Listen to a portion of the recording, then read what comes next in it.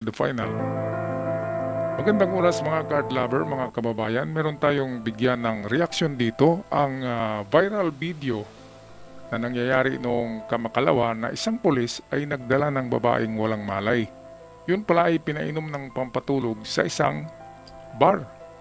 At ang nakapagtataka dito ay bakit yung taga-hotel at taga-motel ay hindi nireport sa pulisya ang pangyayari dahil halatang halata na hindi niya girlfriend yung kanyang dinala na babaeng walang malay. At tinulungan pa ng rumboy pagdala sa motel. Di kaya suki na ng pulis na ito ang motel at baka ito yung mga modus niya na papainumin niya ng pampatulog ang mga babae na kainuman niya at saka dadalhin niya sa motel. Kaya ito ang detalye ng bidyong ito atin na panoorin courtesy ng 24 oras. Nahaharap sa kasong panggagahasa ang isang pulis na nahuli pa ang pagdala sa biktima sa isang motel. Depensa ng abogado ng pulis, may unawaan ng kanyang kliyente at ang babaeng nagrereklamo. Nakatutok si John Consulta. Exclusive. Dumipinsa pa yung pulis ha. Alas 6 ng umaga nitong December 4 nang makuha na ng CCTV ang isang babaeng walang malay na dumiretso papasok sa isang motel sa Sampaloc, Maynila. Sa loob ng motel, makikitang papasok ang lalaki at dadalhin sa ikalawang palapag ang babae. Pinagtulungan pang buhatin ng lalaki at takuhan ng motel ang babae hanggang tuluyan siya na ipasok sa loob ng kwarto. Sa loob ng 3 oras, inabuso raw ang 27 anyos na babaeng biktima ng lalaki bumuhat sa kanya. Babae naman kasi ay sabi ng babae ay matagal na silang kilala nitong pulis dahil nga kumpare ito ng kanyang asawa. At ang babae ay siyempre nakikita natin makinis, maputi, maganda, blonde ang buhok, kaya sino ba namang hindi magkagusto diyan. Pero ang masama ay pinilit ginahasa, di ba? At may asawa at isa pa kumpare niya yung asawa ng babae na ginahasa niya. Kaya napakahayop naman ng pulis na ito. Pulis na naman ha. Halos araw-araw may mga pulis na nasasangkot. Grabe naman. Ano bang klaseng akademiyang PNPA? Academy. Dapat ituro diyan ang morality. Hindi yung ganito klase. Di ba? Ako kasi may best friend ako na best friend ha. Talagang kaibigan ko from high school to college na nagiging pulis din at ngayon general na nga At isinama ko nila sa mga lakad nila. Ganito talaga ang pag-graduate sa pulis, mga ano sila yung mga astig na parang sanggano pa rin ang kakaiba lang naka-uniform maliban na lang sa totoong mababait. Pero yung kaibigan ko na best friend ko, medyo mabait naman yun. Pero talagang pag-graduate lang sa PNPA ay gumagawa na ng kahit nga nanonood kami ng mga yung concert ay nag 1, 2, 3 ng bayaran Kahit sa restaurant, sa bar, nagwa 1, 2, 3. Una akong pinapatakbo Yun, mga pulis yun ha. Kaya, grabe. Grabe na ngayon, level up ng mga pulis ngayon Yung nakaraang linggo, di ba? Yung nagsusulong pumapasok sa mga grocery at nang hold up, pulis din pala, kapitan pa. Grabe naman. Meron pang isa, yung gapos pulis. Na mga pulis, ginagapos yung mga tauhan sa mga sa mga convenience store. Grabe. Sunod-sunod na to Kaya ito atin na balikan muli ang video kuha ng mga CCTV. Courtesy ng 24 oras. Na isa palang pulis na may ranggong patrolman. Kwento ng biktima. Nung nagising po ako, nakaganyan po yung kamay ko. Na nakadiin po siya sa kamay ko na ganito. Kaya nagkaroon din po akong pasan dito. Pinipilit ko po lumaban pero hindi ako makalaban. Dahil nanghihina po ako ng mga oras na yun. May nakita rin po akong baril na nakaharang sa pintuan. Dali-dali raw siyang bumangon at nagbihis. Pero paglabas ng kwarto, nadulas pa siya habang pababa ng hagdan dahil sa matinding hilo. Tuluyan na siyang nakalabas ng motel pero sinundan pa rin ng suspect. Anong mga oras na yun, natakot po ako. Kasi iniisip ko, kung mag-i-hysterical po ako, magwawala ako.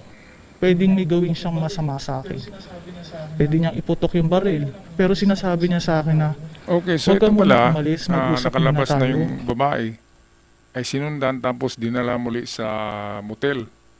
At doon medyo nag-usap-usap sila at hindi na pumalag ang babae dahil nga natakot siya baka barilin daw. At nang okay na, di ba? Ang usapan nila, ang babae hindi nagpahalata na ano pala, na talagang magsumbong siya sa pulisya. Hindi siya nagpapahalata eh. Parang sabi niya, okay lang, masarap naman, parang ganun. Para magtiwala yung lispo. Di ba? At saka nang makalabas na siya, umuwi na, walang nangyari sa kanya. Tsaka sila nagsumbong ng kanyang asawa sa istasyon ng pulis. Kaya pulis na naman. Grabe naman. Halos linggo-linggo mayroong viral video eh. Kakaiba. Kung pulis ka, dapat protector ka ng ng mamamayan, hindi yung gagahasain mo yung asawa pa ng kumpare mo, nakakahiya naman. Kung manggahasa ka, ay dapat hindi mo kakilala, di ba? Kaibigan mo eh. At saka asawa pa ng kumpare mo, ang sama-sama talaga. Level up na to eh. Na kasong rape eh. Kasi asawa lang ng ng kaibigan. At inaahas. Pinapainom pa ng atiban yata, atiban. Nakatulog eh. Tapos pagising niya, 3 oras nakapatong yung lispo. Grabe naman. Grabe talaga. Kaya ito, sigurado kulong. May kasong administratibo pero palagi nating naririnig ang mga ganyan na after 6 months ay nakakalabas at balik sa serbisyo.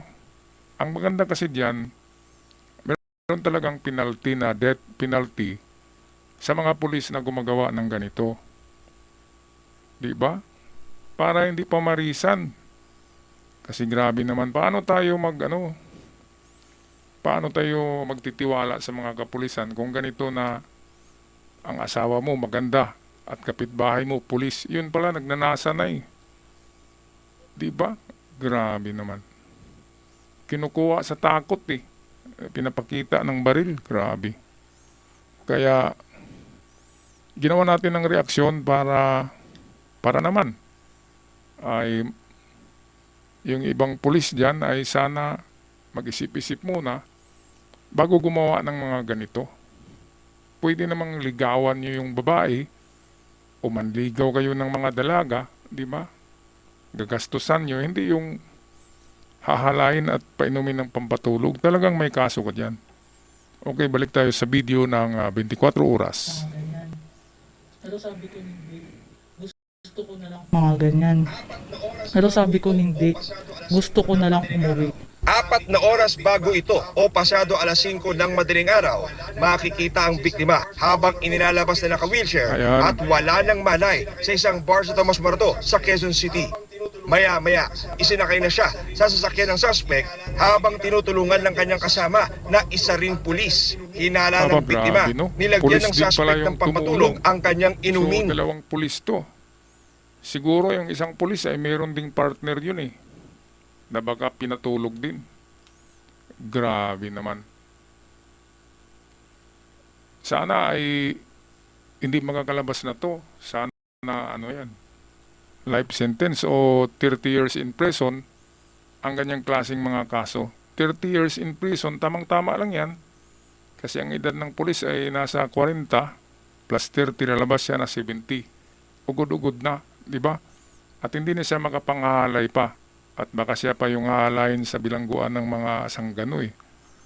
Kaya dapat life imprisonment or 30 years to 50 years in prison ang mga ganyan. Kasi protector ka ng mamamayan pero ikaw pala yung nanggagahasa. Grabe naman. Wala na bang rights ang mga babae na magsuot ng miniskirt, na magpaganda? At kapag nakita pala ng mga ganyan na klaseng pulis ay magpaplano ng masama. Iniimbitay ng inuman sa Tomas Morato daw. Sosyalan na inuman yun eh. At nagdala ng pampatulog. Grabe.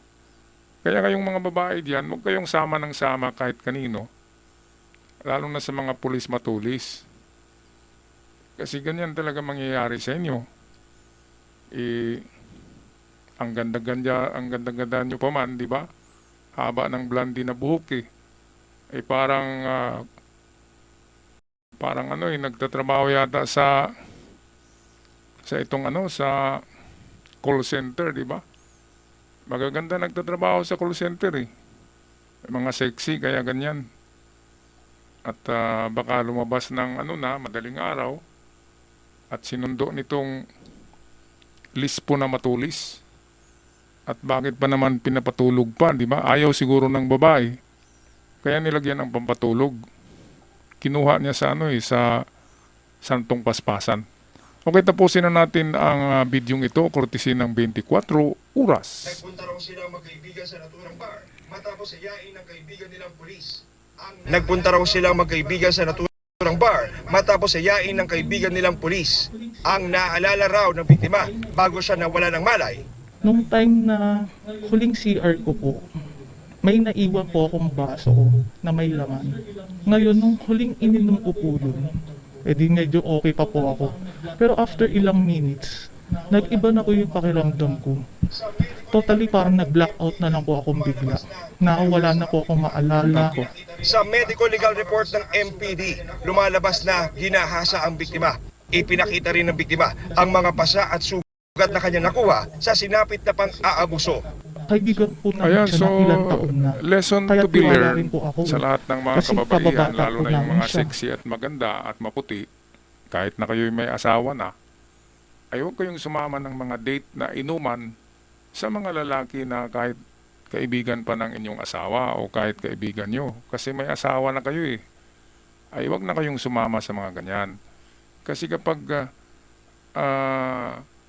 meron ngang motto dyan eh, na kapag may inuman ay may plano, di ba? Kapag may nalasing ay merong mangyayari na hindi maganda.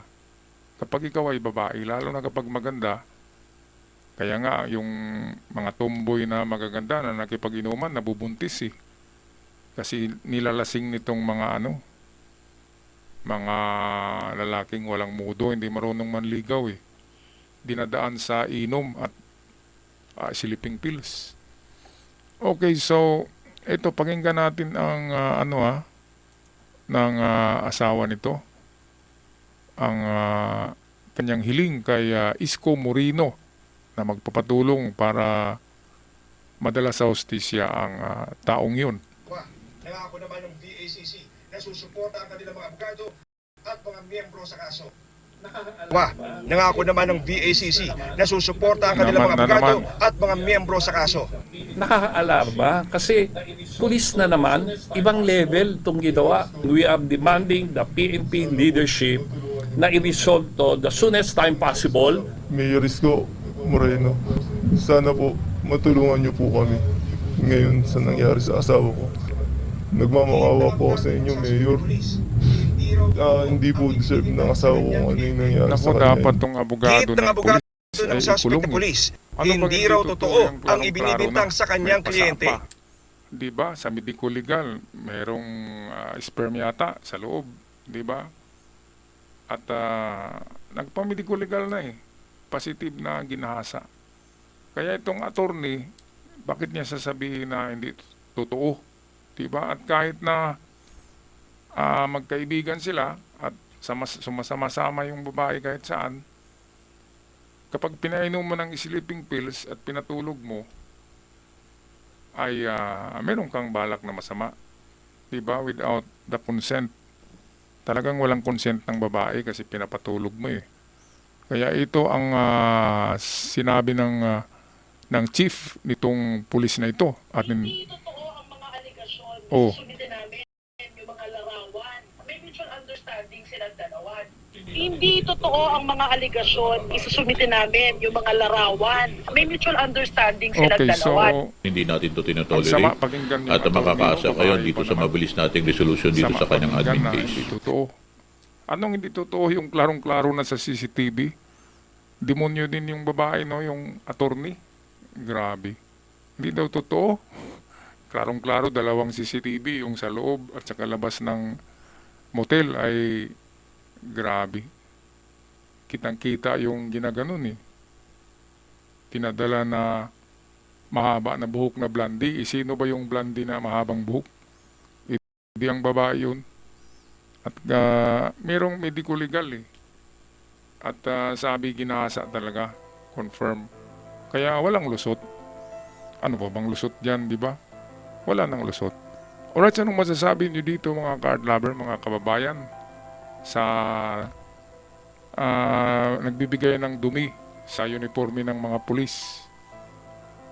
Ang mga bulok na pulis, dapat hindi yan ilagay sa mga ihalo sa mga mabubuting pulis.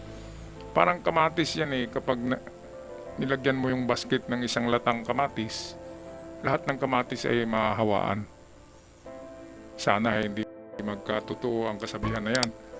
Okay, paki-comment na lang sa ating comment section sa masasabi nyo dito sa nangyayaring ito. Ako'y magpapaalam na hanggang sa muli. See you on our next upload. Maraming salamat.